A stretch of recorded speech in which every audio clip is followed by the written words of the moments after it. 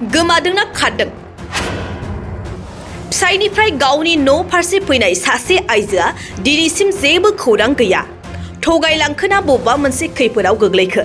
जेबो रोखा खौरां गैया क'क्राझार जिल्ला उल्टापानि ओनसोल गोजोनस्रि गामिनि गोबाव समनिफ्रायनो रायजो जाबोनाय लकेन बसुमतारीनि आंगो बिसि बिलाइस्रि बसुमतारीया न'आव गैया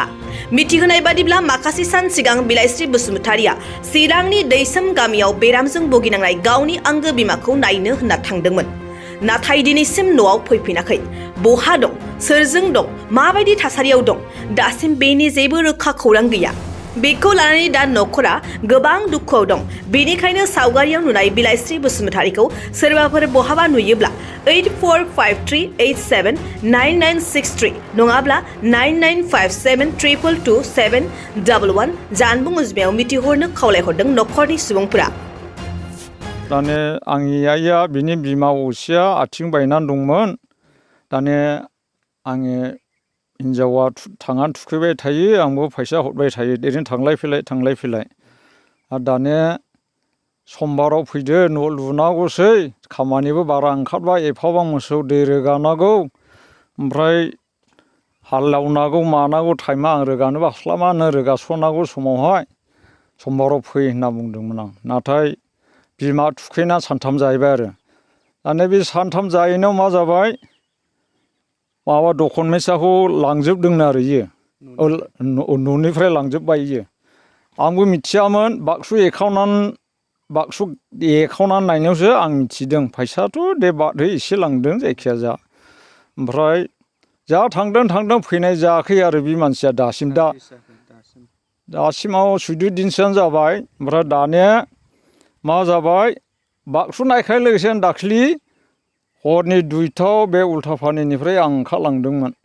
दानिया पुलिसफोरबो हमदों आंखौहाय बिस्रा हगारदों बिनि डकुमेन्ट्स बिनानै नागिरनो थांनायाव हरावहाय दाने आं माबायावसो बेंटल बारनानै आइनुदियाव सोरांहैदों बिनिफ्राय दाने होजों बिनि बिनानाव साबसे दं दाबबा जायगायाव नायबाय सोरबो खिन्था रोङा बिनि बिदाबो खिन्था रोङा बिनि बिनानाव दं बिबो खिन्था रोंले बिनानावबो खिन्था रोंले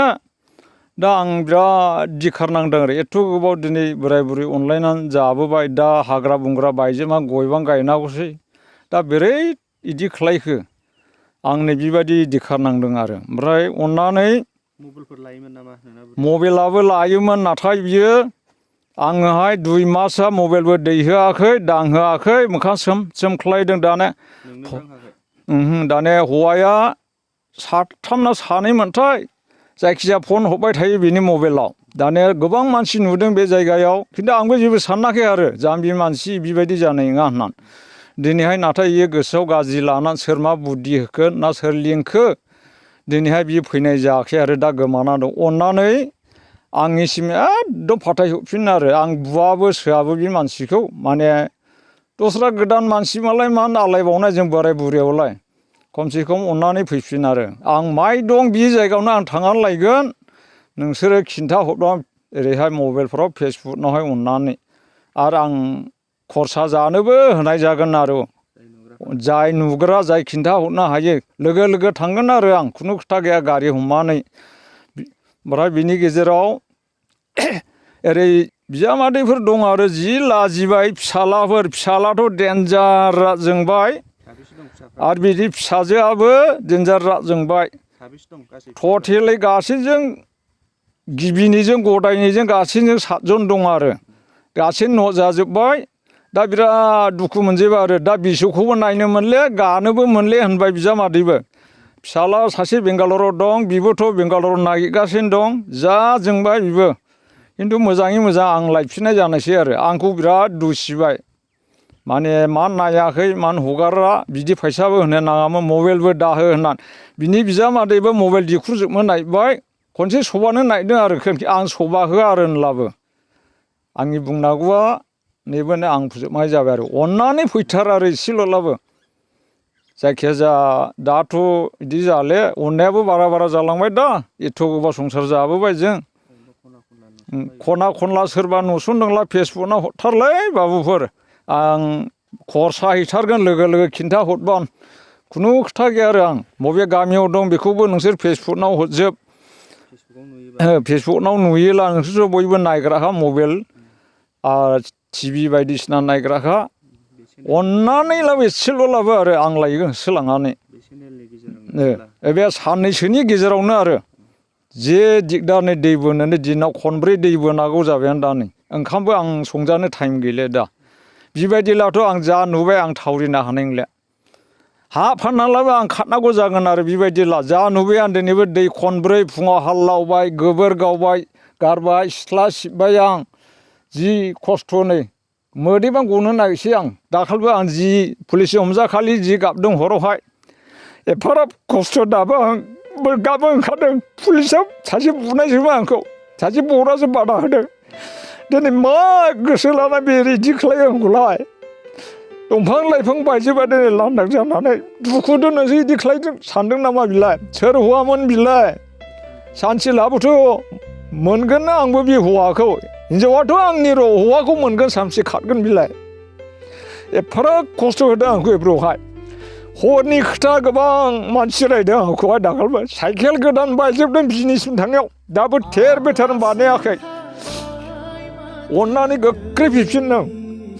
एमनबादि खस्थ' नोंनो मिथिखायो ओरैनो आं ओंखाम संजाया मालाबाबो खामला हमदोंमोन आं मोसौ खानोहाय दै रोगानो गोदाव सोराव जौ लोंनानै बिसिनाव नस्थ' खालामदों बिदर होलांदोंमोन आं अननानै गोख्रै फैफिन नों एमनबादि खस्थ' नोंनो मिथिखायो ओरैनो आं ओंखाम संजाया मालाबाबो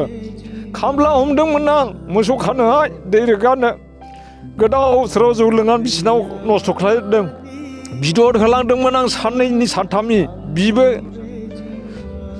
जाथाया जोंनियाव जेबो जाथाय जायाखै आरो जा बोराय बुरै ओरैनो बारासिनसो अननाय फैबायमोन आरो दा बेबायदि जालायबायमोन आरो सानैबांखा नालाय ओरै रावनिबो डिस्टार्बबो गैया फिसाफोरनिबो डिस्टार्बबो गैथ'ले दा जोब्बाय गावबा गाव माबा हा होजोबनानै लेथानो गैले आरो बेबायदिसो दा आरो जि दं बेखौ जों रंजा बाजा जानायनि बानसैमोन बोराय बुरै दा गोसोखांब्ला मोदै गयो आरो आं फाराग खस्थ'नि गेजेरावहाय अननानैलाबो आरो इमान जेरावखि थामानो नों खोरै ओंखारबोफिन आरो आंबो लेंखायो सानसेलाबो नों फ्रा मैथो खानाय बुरै आंथ' नुथारगोन ना बेंगालराव थां नों बनलाबोथ' नों बस्तियाव सानसे फैनांगोन बेंगालरावथ' नों थैनोबो हानाय नङा माब्लाबाबो नोंथाङा सानाय सुनाय बेरामनि जेंनायाव गोग्लैदों नामा जुदि नोंथाङा सानाय सुनाय दंब्ला जिंगासिनांगौ गैया चिरां जिल्लानि बेंटल गेट साफागुरियाव दायो एसआइ निउर' थेरापि सेन्टार दंसै बे थेरापि सेन्टाराव नोंथाङा गोरलैयैनो देहानि सानाय सुनायखौ फाहामथाय लानो हागोन बे आथिं सानायानो जाग्रोदों ओमफ्राय जानाया एसे सिगांनिफ्रायनो जाखादों ओमफ्राय बिदिनो गुबुन गुबुन मुलि जाबाबायदों ओमफ्राय हामाखै दिनैनि ट्रिटमेन्टआ आङो एसे मोजां मोनसिनबाय जेरै सिं सानाय आफादावरि सानाय मोदोम जरा सानाय आइजोफोरनि जेंना खर' सानाय बायदि बेरामखौ फाहामनाय जायो लोगोसेयैनो बे सेन्टाराव थानानै फाहामथाय लानो हानायनिबो सुबिदा खालामदों नोंथांमोनहा एएसआइ निउर' थेरापि सेन्टाराव फाहामथाय लानो गोसो दंब्ला नैबे मबाइल नम्बर 7620160459 नङाब्ला 9476977956 आव थोंजों सुलाद लानो हागोन